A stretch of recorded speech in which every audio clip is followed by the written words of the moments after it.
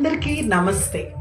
ఒక రైతు తన సారవంతమైన భూమిని దున్ని, నీరు పెట్టి, నాట్లు వేసి, లేదంటే విత్తనాలు వేసి, ఏ రకంగా అయితే తన పంట పొలాన్ని సాగు చేసుకొని ప్రతిఫలాన్ని పొందుతూ ఎంతో ఆనందపడతాడు. నలుగురికి కూడా భోజనాన్ని ఒక రైతు మనకి అందిస్తాడు.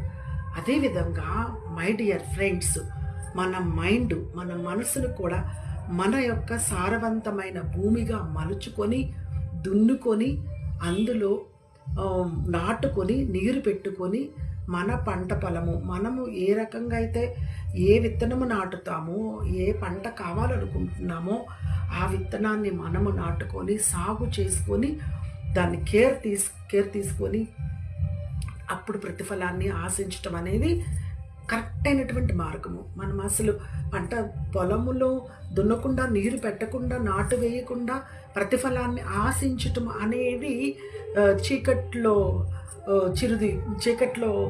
నల్లపిల్లిలా ఉంటుంది, లేదంటే గాల్లో పెట్టిన దీపంలా ఉంటుంది కదా మై డియర్ ఫ్రెండ్స్. కాబట్టి మనము ఏ పని చేయాలి అన్నా కూడా ఒక రైతు వలె కంటికి రెప్పలాగా ఆ పని పట్ల దృష్టిని కేంద్రీకరించినట్లయితే అప్పుడే మనము దానికి ప్రతిఫలాన్ని పొందగలము.